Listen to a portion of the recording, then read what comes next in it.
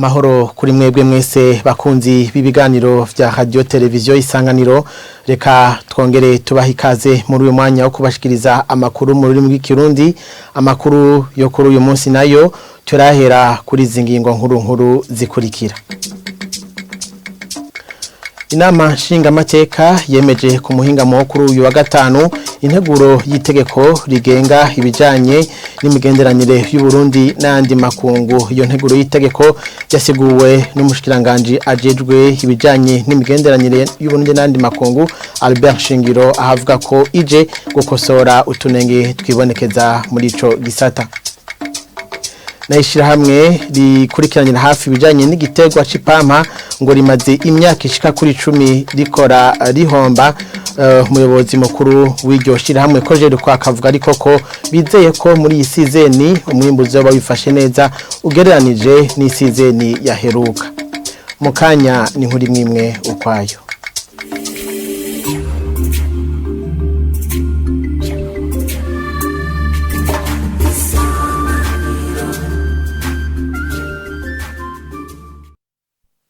Reka twongere tubaramutse.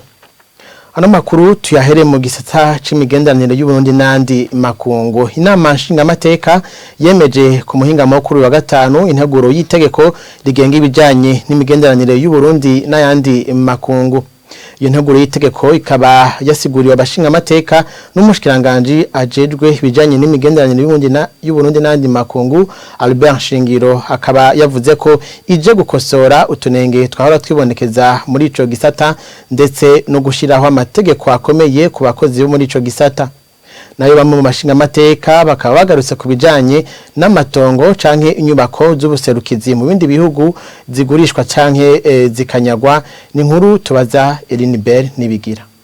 Iyo nteguro y'itegeko ije hageze kubw'umushikiranganje w'imigenderanire y'u Burundi n'ayandi makungu mu nama nshingamateka gusigura iyo nteguro. Albert Shingiro abona ko abakozi b'ubuserukizi bahora bagengwa n'amategeko afise utunenge, niyo mpamvu abaserukira u Burundi mu makungu batihuta gutaha ibiringo vyabo birangiye.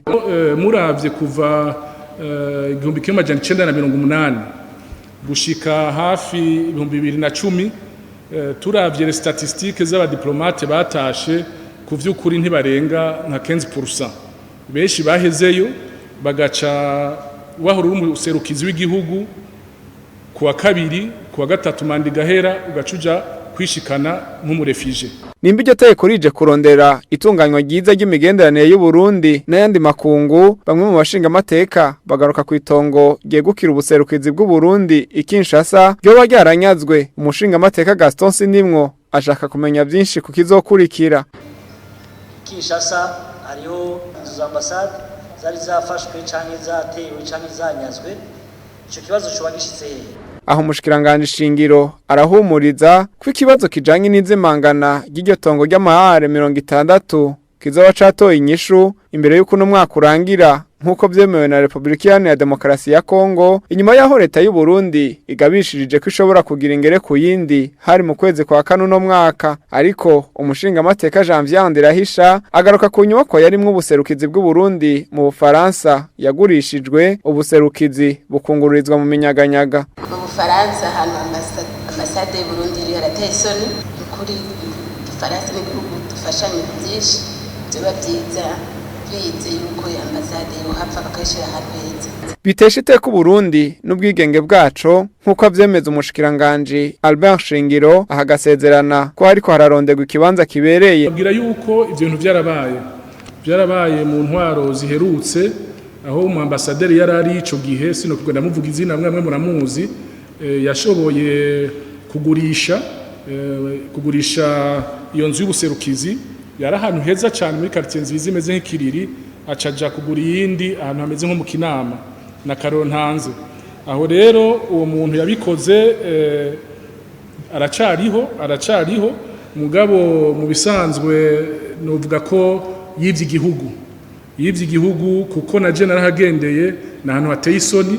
Ubu rero turiko turakora ko dushoboye kose kugira ngo bahave dusubire kuba muri quartier yiyubashe. Uburundi gushika ubu bukaba bufise ubuserukizi 23 mu bihugu byo hanze. reka dushimire bagenzi bacu Eline Bell nibigira na Desire nkuru nziza. Ano makuru tuyabandanirize mu bijanye n'uburimyi. Ishira hamwe ririma rikongera rigahingura ipampa ngo rikora rihomba haraheze imyaka ishika kuri 10. Iryo shira hamwe kandi hari ryo ryakoje rikongo rikaba rifise n'ideni rirenze urugero. Ibi ni byashikirijwe n'umuyobozi mukuru w'iryo shira hamwe Gustave Majambere hari mu kiganiro yahaye abamenyesha makuru. Uwo muyobozi mukuru wakoje ariko akaba yavuze ko muri isizeni biteze umwimbu mwinshi ugereranije n'isizeni iheruka. Ni nkuru ya Charles Makoto. Ariko nkuko bamwe murinda kuba mubizi ishiramwe Kojerko rimaze imyaka myinshi cyane mu bibazo novuga by'ubutunzi. Ivyo bibazo navyo bikaba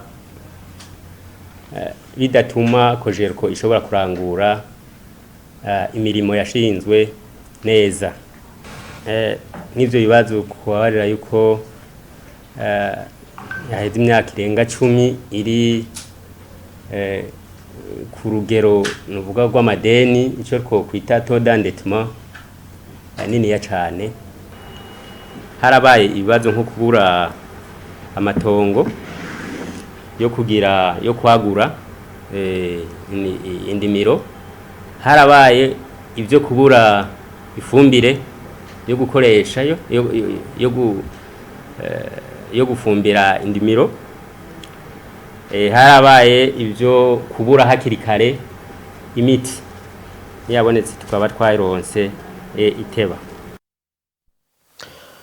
Mudutunge rero ntabwo yari inkuru ya mugenzi wacu Charles Makoto ahubwo muhejeje gukurikira umuyobozi mukuru w'iryo shira hamwe rihingura ipampa ariwe Gustave Majambere. Amasanamu akaba yegeranijwe na mugenzi wacu Charles Makoto. Tumandanye nano makuru mu gisata c'intwaro amafaranga ashaka ku miliyoni 10 z'amarundi buri kwezi ngo niyo yinjira mu kigega ca commune ya Rumonge bivuye ku mazi y'amashuha. Ayo mazi afatwa nk'umuti kuri bamwe rero ngo akabasahiriza mu kigega cyo commune ya Rumonge nk'uko vyemezwa na musanteri w'iyo commune ariwe Jeremy Bizimana.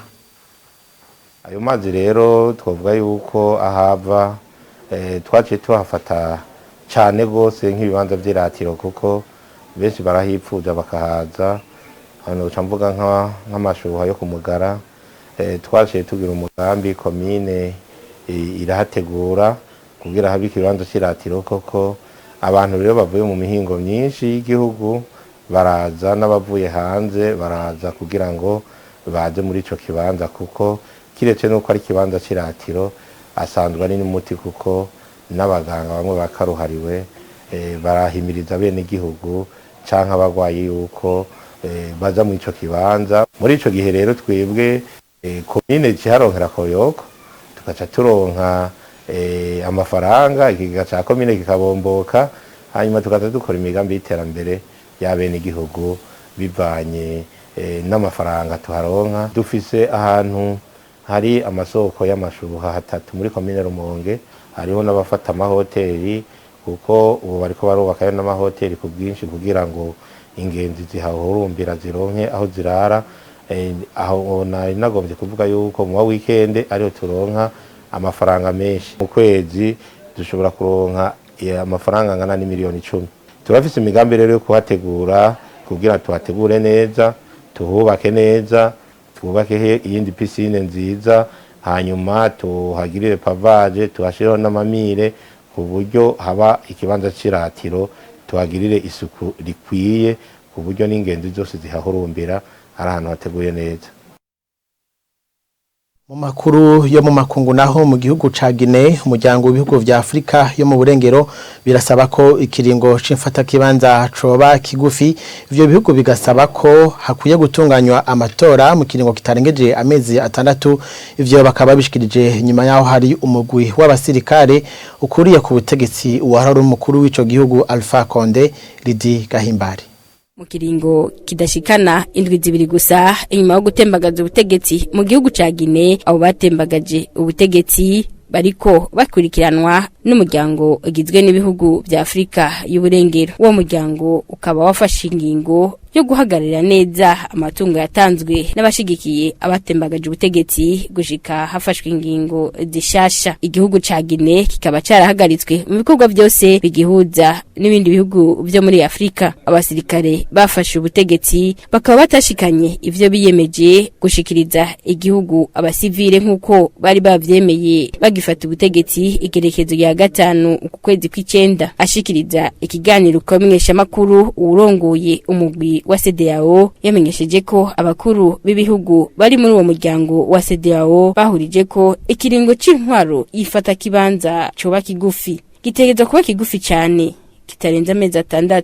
Ati mu mezi 6 gusa mutegezwa kuba mwatunganije amatora. Inyuma y'imisi mike habaye gutembagaza ubutegetsi mu gihugu ca Guinea, abagize umuryango w'ibihugu vya Afrika y'uburengero baragendeye igihugu ca Guinea kugira ngo bumvirize ivyifuzo by'abasirikare bafashe ubutegetsi. Abo nabo bakuye ku butegetsi mukuru w'igihugu Alpha Condé yari ku butegetsi kuva mu mwaka wa 2010. Uwehoze ari umukuru w'igihugu akaba yakundwa n'abanyagihugu inyuma yaho yitoje ubugira 3 kandi agasubiramwo ibwirizwa shingiro ivyiyamirijwe n'abanyagihugu benshi. Muri kino gihe uwo yahoze ari umukuru w'igihugu akaba ari minwe y'abafashe ubutegetsi, ariko ubuzima bwiwe bukaba bucungerewe nk'uko abagize umuryango wa Afrika y'uburengero babimenyesha. Reka dushimire na mugenzi wacu Lydie Gahimbare kuri ayo makuru yo mu makungu. Na hano rero duce turangiriza amakuru y'uno munsi. Reka nongere nshimire mwebwe mwese mwafasha kanya ko kuyakurikira, abandi ntoreka gushimira ni bagenzanje bo mu ruganda rwa Radio Television Isanganiro bamfashije gutororokanya ano makuru. Reka ndabifurize kubandanya mugira ibihe vyiza.